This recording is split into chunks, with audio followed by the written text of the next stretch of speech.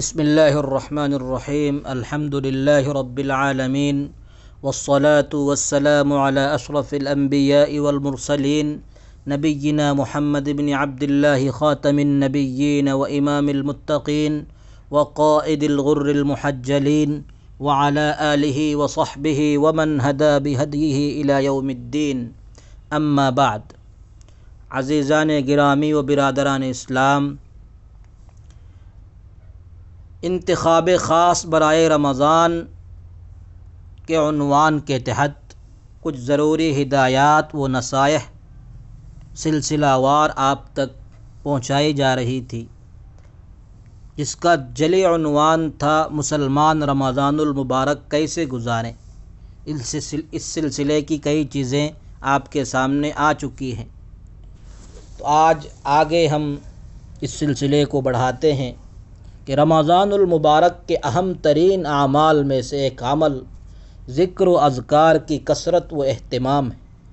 اللہ تعالیٰ کے ذکر سے دل کو سکون و اطمینان حاصل ہوتا ہے۔ ارشاد باری تعالیٰ ہے، الا بذکر اللہ تطمئن القلوب، یاد رکھو کہ صرف اللہ کا ذکر ہی وہ چیز ہے جس سے دلوں کو اطمینان نصیب ہوتا ہے۔ سال کے 11 مہینوں میں فکر معاش میں جو بے اطمینانی رہتی ہے وہ ڈھکی چھپی بات نہیں۔ رمضان المبارک کا مہینہ دل کو اطمینان دینے کا مہینہ ہے، اس لیے ادھر ادھر کی باتوں میں وقت ضائع کرنے کے بجائے ذکر و اذکار میں مشغول رہنا چاہیے۔ اس سے دل کو اطمینان تو حاصل ہوگا ہی، ثواب بھی خوب ملے گا۔ ویسے بھی ہمیں شریعت مطہرہ میں لا یعنی باتوں میں مشغول ہونے سے روکا گیا ہے۔ اللہ کے رسول صلی اللہ علیہ وسلم کا ارشاد ہے کہ آدمی کے اسلام کی اچھائی میں سے لا یعنی باتوں کا ترک کر دینا ہے۔ رمضان المبارک میں خصوصی طور پر دعاؤں کا اہتمام کرنا۔ رمضان المبارک کا مہینہ دعاؤں کی قبولیت کا مہینہ ہے، جس میں مومن بندوں کی دعائیں قبول ہوتی ہیں۔ اس سلسلے میں نبی کریم صلی اللہ علیہ وسلم کے مختلف ارشادات منقول ہیں۔ چنانچہ نبی کریم صلی اللہ علیہ وسلم کا ارشاد ہے، الصائم لا ترد دعوتہ، یعنی روزے دار کی دعا رد نہیں کی جاتی۔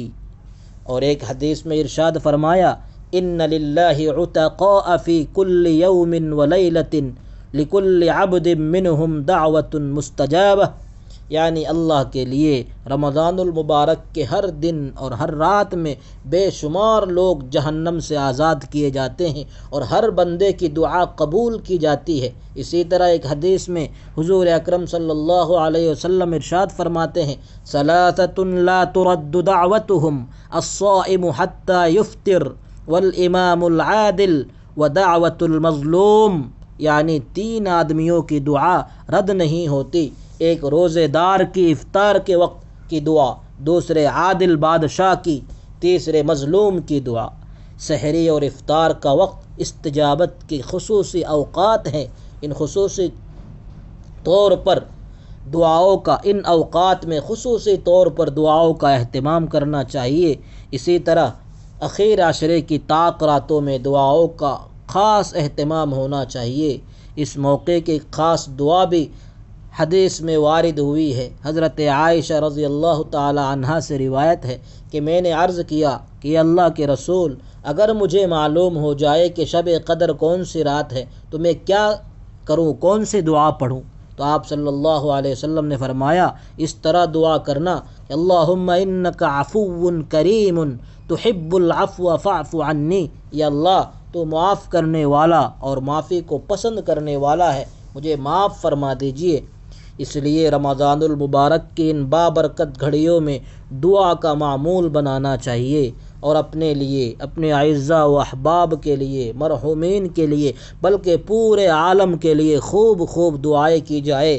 بالخصوص ہمارے نہتے اور بے سر و سامان فلسطینی بھائیوں کے لیے، آج کل کے وہاں کے جو حالات آپ کے سامنے ہیں، ان بے سر و سامان مسلمانوں کے لیے خاص دعا کا اہتمام کرنا چاہیے، کیونکہ ان دنوں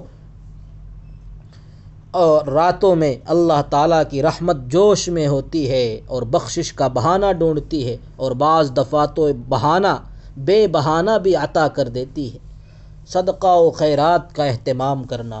دین اسلام میں صدقات و خیرات کا عام حکم دیا گیا ہے۔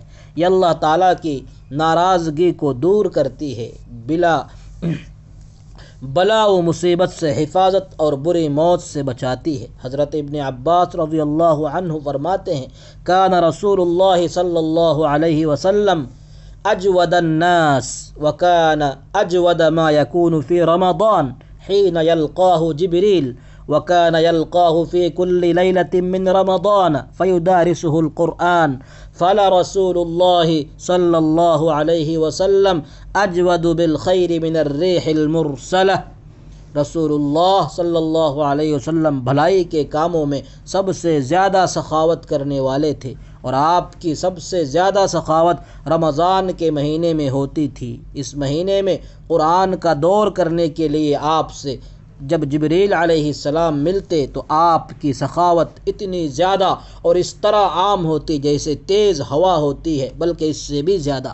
اس سے معلوم ہوتا ہے کہ رمضان المبارک میں عام دنوں کے مقابلے میں صدقہ و خیرات کا زیادہ اہتمام کرنا چاہیے۔ صدقہ و خیرات کا مطلب ہے اللہ کی رضا جوئی اور خوشنودی کے لیے فقراء، مساکین، یتیموں، بیواؤں اور معاشرے کے معذور اور بے سہارا افراد کی ضروریات پر خرچ کرنا اور ان کی خبر گیری کرنا، بے لباسوں کو لباس پہنانا، بھوکوں کو غلہ فراہم کرنا، بیماروں کا علاج و معالجہ کرنا، یتیموں اور بیواؤں کی سرپرستی کرنا، معذوروں کا سہارا بننا، مقروضوں کو قرض کے بوجھ سے نجات دلا دینا اور اس طرح کے دیگر افراد کے ساتھ تعاون و ہمدردی کا معاملہ کرنا۔